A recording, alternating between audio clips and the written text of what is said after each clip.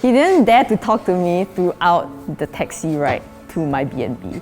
I was quite shocked because when we were at the airport, my dad actually told me, oh, your grandparents are coming as well.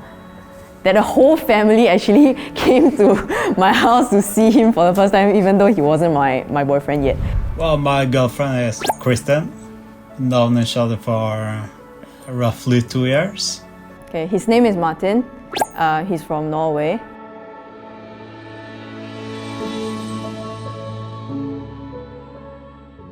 We met on Twitch, like the gaming streaming site. I did not know him back then. I just saw his username somewhere, but didn't really reach out and talk to him. Just see him in chat and stuff like that. So I don't really know him as a person until he reached out to me on Twitter. Actually, he said hi, and then he just wanted to get to know me more. Yeah, that's all. I think he was it felt very genuine.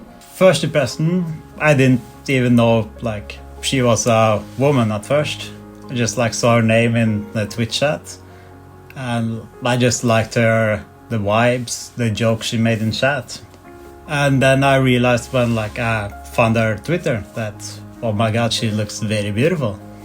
And I didn't have the guts for 2 months after I found her Twitter to actually send her a message.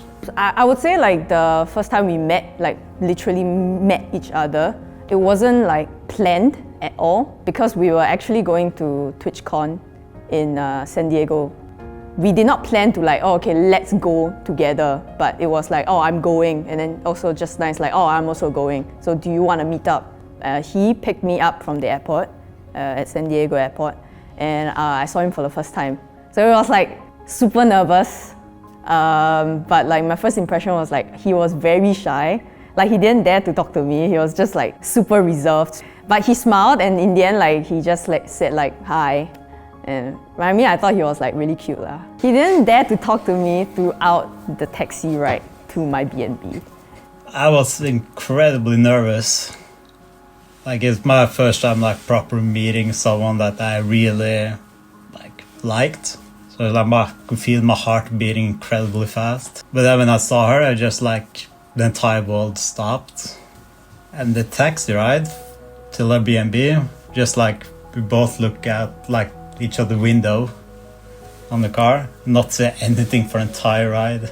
I think there wasn't a mutual agreement on okay, we want a date, but it's more we really like each other. And I kind of hinted at him that I don't want him to ask me through calls or over on because it's I don't know how to put it, but not sincere over a call, over a video chat. We went out for a bit, then afterwards when we decided to go back to his hotel to check in, and then he asked me then. So we've been together for almost 1.9 or 1 year and 9 months, and we haven't seen each other in 1 year or 9 months. Every day we do sleep over the camera, just to know each other, we are there. At times I try to be a little bit more romantic, so I can dim down the lights, I can bring in a table in my room, fix some candles, and try to have a dinner date every now and then. Try to make days a little bit more special. Other than that, we do argue every now and then as well. I feel that's because we haven't seen each other in close to 2 years as well.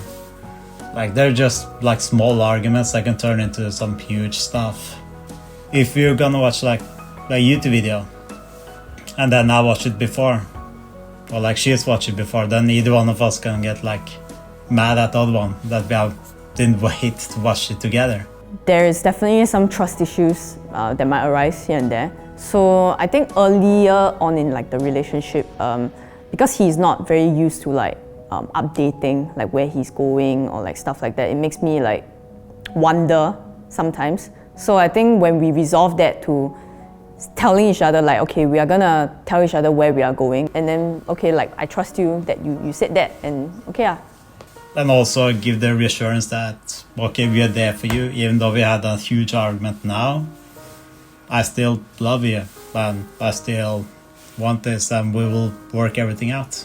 I think my parents are pretty supportive about it, especially now during COVID. Like, it was quite an unfortunate time where it was just nice where we met each other for the first time and got together, and then COVID just hit and we didn't see each other for exactly that 1 year and 9 months after. And I was quite shocked because when we were at the airport, my dad actually told me, oh, your grandparents are coming as well. That the whole family actually came to my house to see him for the first time, even though he wasn't my boyfriend yet at that time, like before he asked me. So I was kind of like, oh, okay. And then they were like asking him like, where is he from, stuff like that. So I think like generally they are pretty supportive and they are very welcoming of him.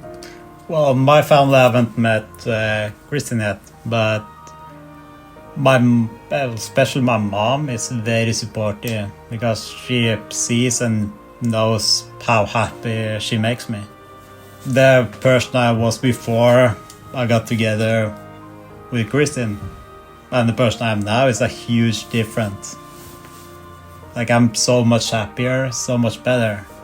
Like, my mom has told me that yeah, she has never seen me this happy before, so she knows that Kristen is the one for me. I was very afraid and scared. I think, like, I only met Kristen at the airport, but I think when we were driving, she told me that, okay, I'm gonna meet her family. It's like, oh shit. I was still very like shy. Even though I was very shy, it felt kind of good because then I felt like, okay, this is like something real. This is going somewhere. What made us work was where we constantly like update each other to provide that assurance and the trust that we are always there for each other, as well as I'm not out there doing like foolish things. In Singapore, we went to Universal Studios. It was also on the last day because the next day he was going to leave to the airport already. So that was quite memorable because like I remember we wanted to catch a picture of like the sunset and like we can take a picture, but then the sky was turning dark. So it was quite crazy because when we reached there, right, we snapped the photo and like the next 5-10 seconds, right, it started pouring. It's quite sad because we both know that he was gonna leave tomorrow. And I think when we got back home, like I think we both started crying and just like, oh, just 1 week it just passed like that and you have to go again. Back then we didn't know that COVID has hit Singapore, so we had no idea. Only after a few months, then we started like have that realization like, oh, okay, the plans that we were gonna meet in May 2020 wasn't gonna happen. And we don't know how long this is gonna last. I'd like to say that I'm very proud of you. I'm thankful to have you in my life. You've been nothing but supportive towards me, helped me like become a much better person. And I love you very much. Martin, I'm also very happy to have you in my life as well. And I know that like times have been a little bit tough lately, and I'm just thankful that you are there for me, and you're nothing but supportive, and you're very consistent in loving me, and you are always there whenever I need you, and you're very sweet as well. And thank you for never ever saying that you're gonna leave, or no matter how bad things might get, you're always there, and I'm just thankful that you're mine and I love you as well. Yeah. Aww.